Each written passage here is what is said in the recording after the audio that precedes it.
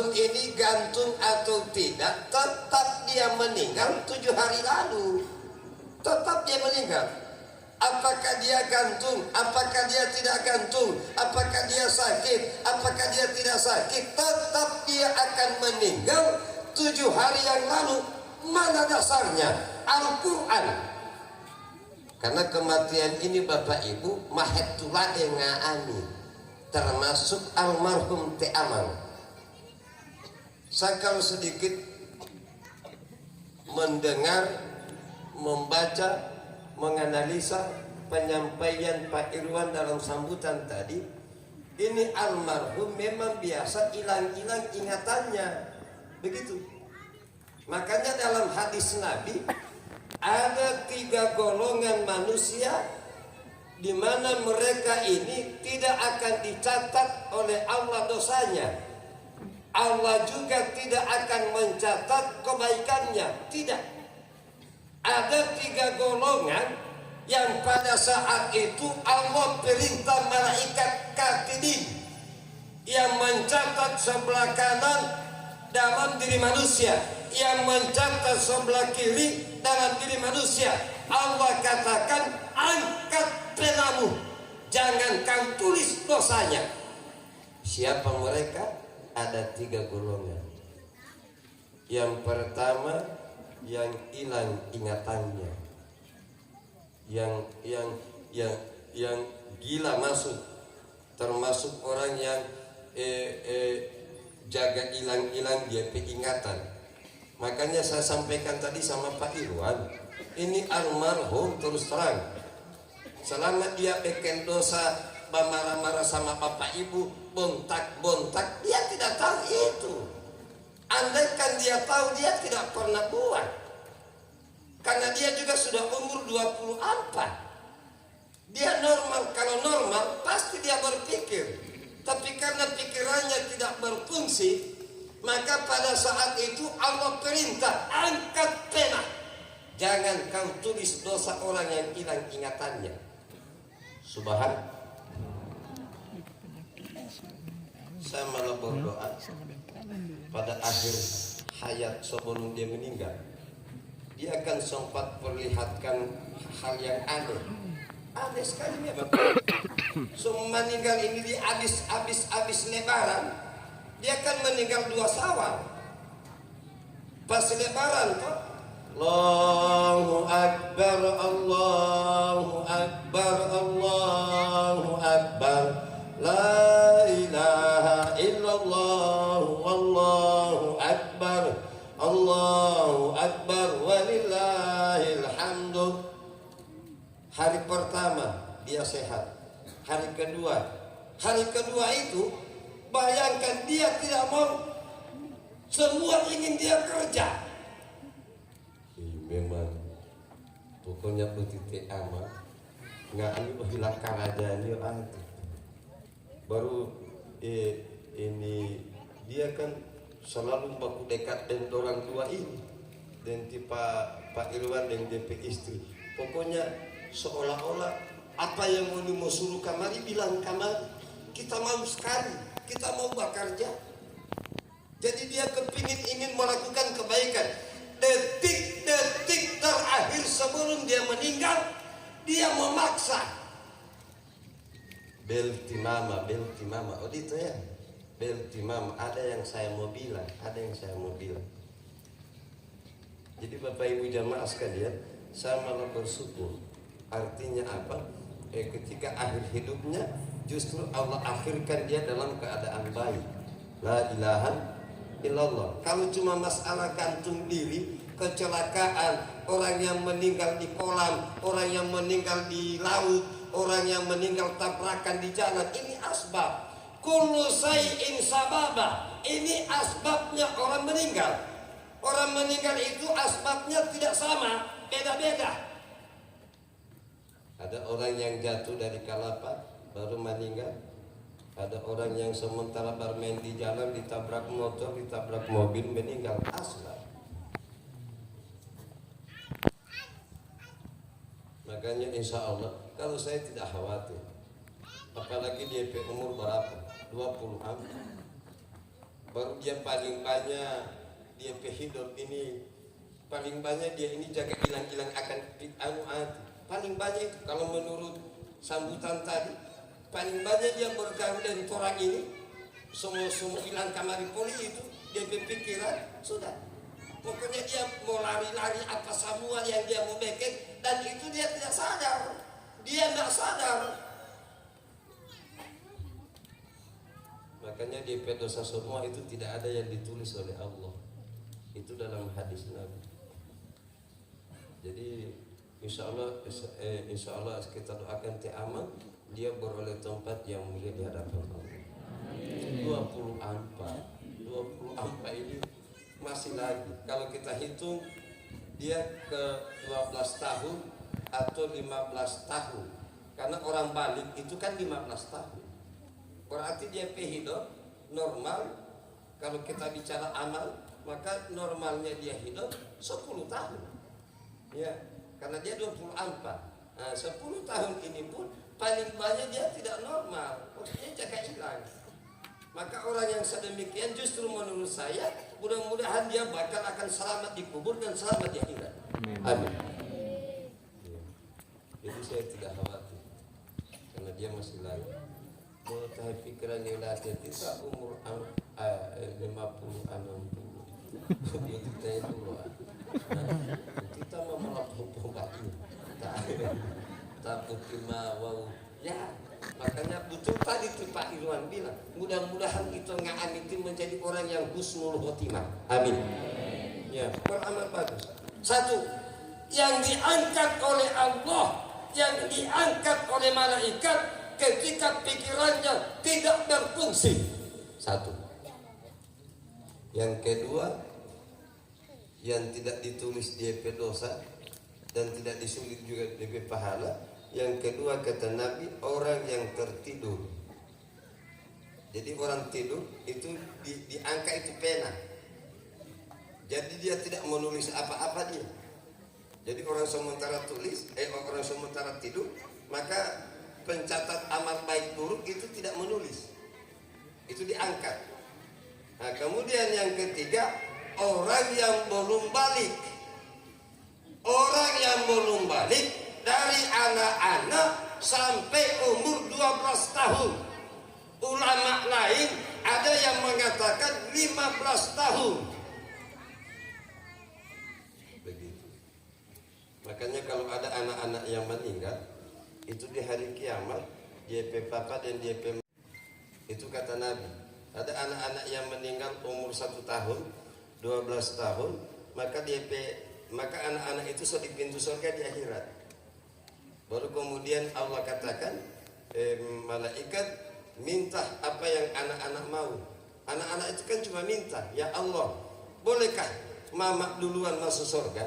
Bolehkah papa duluan masuk surga? Biarlah kemudian kami dari belakang akan pegang tangan masuk bersama. Allah bilang, hai malaikat, permohonan anak-anak itu aku kabulkan.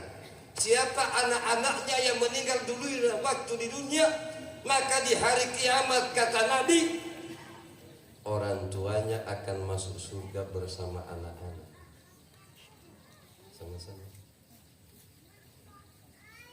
Ada pada awal di kabilah, saya lagi kabilah. Ada yang meninggal umur 1 tahun. Baru saya baca aja. Habis baca aja saya pulang. Dia papa baku ikut dengan saya. Baru dia pegang saya petang. Ustaz, dia tanya begini sih, Ustaz, baru masuk surga kita. Baru saya bilang ke sana, iya, oh iya. Baru dia bilang begini saya, baru biar sedang sampai saya tidak apa. Dimaafkan model. Kalau surga itu bonus. Perintah sholat tetap hukumnya wajib. Bapak Ibu jamaah yang dirahmati Allah. Jadi kita ini akan mengingat almarhum, terutama kita Irwan, DP istri, DP keluarga, DP mama, almarhum ini. Jadi almarhum ini setiap tahun kita ingat ketika 2 Syawal. Setiap tanggal 2 Syawal, setiap tanggal 2 Syawal. Bapak Ibu jamaah yang dirahmati Allah. Beliau meninggal di bulan suci pas selesai Ramadan, luar biasa.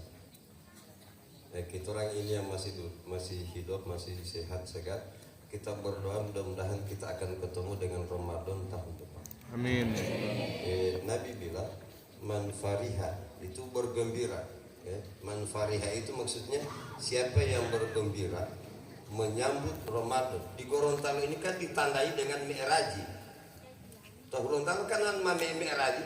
Allahumma sholli ala Sayyidina Muhammad. Deboli dia ma'amul mula polita mulita ngulian Allah Ta'ala wa butitulu ya tapilala tulungi doala malala monggulongguli botiye wasta'inu bihamdillahi ta'ala. Ya bo jaga itu. Bo sangaja dia pila omputolate gitu. Dahalate mama dulu sadaka lagi. Hingga sadaka merah dia tadi. Bapak Ibu di Gorontalo itu luar biasa. Tahuluntalo waduma me'eraji. Maka pikiran orang Gorontalo itu seolah diantar ke Ramadan. Memeduga puasa ini. Karena lapar me'eraji lo masuk bulan Sya'ban. Ketika bulan Sya'ban masuk, bolo 2 hari puasa, orang Gorontalo disibukkan dengan penyambutan Ramadan. Ya, tidak lo malu. Saya terus terang, itu orang kaya, sederhana, orang miskin, sama. Tidak lo malu. Tidak malu tahu. Kalau pilot puasa totolo buyut, malu hati pilot puasa totolo buyut, taima olado, hepot tata jawal malu hati. Tumulaga kalau pilot tuma pilot puasa totolo buyut, subhan Allah. Makanya dalam hadis Nabi, puasa itu 29 atau 3. Kenapa baru-baru ada 2 pelaksanaan Idul Fitri? Ada yang hari Jumat, ada yang hari Sabtu. Memang juga puasa dalam hadis Nabi ada 2. Bisa dia 29, bisa juga menjadi 3. Kalau saya tidak masalah. Sama dengan orang katanya sholat 8 dan 20. Orang tanya pas saya, Ustaz, mana yang paling betul, 8 atau 20? Kedepan itu boleh dampung uang. Tidak usah kita orang cerita ini. Yang salah itu yang mana? Kalau cuma bicara benar, 22 benar, 8 benar, 20 benar. Yang salah yang mana? Yang salah itu tidak ada dia di 8. Baru tidak ada orang yang 20. Makanya tonton dulu. Nah itu yang salah. Tidak sholat 8, dia juga tidak sholat 20. Tapi yang sholat 8, yang sholat 20, 22 benar. Alhamdulillah. Yang kita orang mau jaga dalam hidup apa? Hablum minallah wa hablum minan. Cuma itu intinya. Kasih baik kamar josol. Baru kasih baik kemari hubungan dengan orang sama dengan gini malam. Cuma ini kunci. Di Gorontalo saya lihat ada banyak orang pangsambaya, dia pemulu Allah ketentak. Makanya ada yang katanya pas saya, Ustaz, menurut Ustaz bagaimana? Ada orang yang pangsambaya, dia pemulu dalam penetutu. Lo iya dia lo nabi hiya finnar huwa finnar hum finnar. Mereka itu penghuni neraka. Tidak ada guru. Disuruh buka kapit. Makanya yang kita orang mau jaga itu 2. Bagaimana sholat kita jadi bagus, kemudian hubungan kita dengan orang jadi bagus. Baru yang bikin hancur dunia ini 3. Yang pertama munafik, yang kedua hati busuk, yang ketiga pandang enteng kalau mau lihat dunia ini gagal. Yang bikin hancur itu, yang bahaya itu satu itu yang munafik. Kalau munafik ini di mana-mana ada. Baru orang munafik itu kalau mau lihat dia ke muka, dia bilang ibu kalau tak munafik, kalau bila helap tu si bali, kakak polot lalu tak. Bilang ngolah ustad kakak ibu deh. Anak ke nomor Orang munafik itu kadus. susah. Apalagi ini pilkada sodekan. Wah, aku ke nomor. Hei. Ini pilek sodekan, ya. Banyak orang munafik ini banyak. Allah Akbar. Banyak sekali. Apalagi ini pemilih sekarang. Ya Allah. Itu orang ini setengah mati mau dia mana yang betul-betul elektoral. Ya, karena pemilih sekarang banyak orang yang munafik. Ya, ini bahaya ini. Makanya saya doakan orang apa ini kecamatan apa ini? Tabong. Ini di Tabong ini memang putra terbaik. Kita doakan mereka ini menjadi orang-orang yang nomor 1 ke depan lagi. Amin. Insyaallah. Artinya menjadi orang-orang yang luar biasa. Yaitu Bapak Ibu jamaah yang dirahmati Allah. Jadi yang kedua yang bikin hancur dunia ini hati busuk. Ada yang bertanya pas saya, hati busuk itu yang bagaimana? Hati busuk itu biasa dia muncul dari pamanyiri.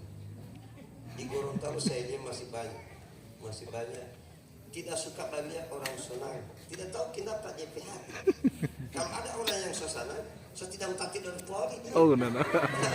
Bertamong kios kiki ini di Gorontalo saya lihat bertamong kios kiki ada orang yang hati hati musuh dia ya dia mulai tiara tulang kemengaan. Dia tidak suka melihat orang senang, dia tidak suka melihat orang berhasil. Hati busuk.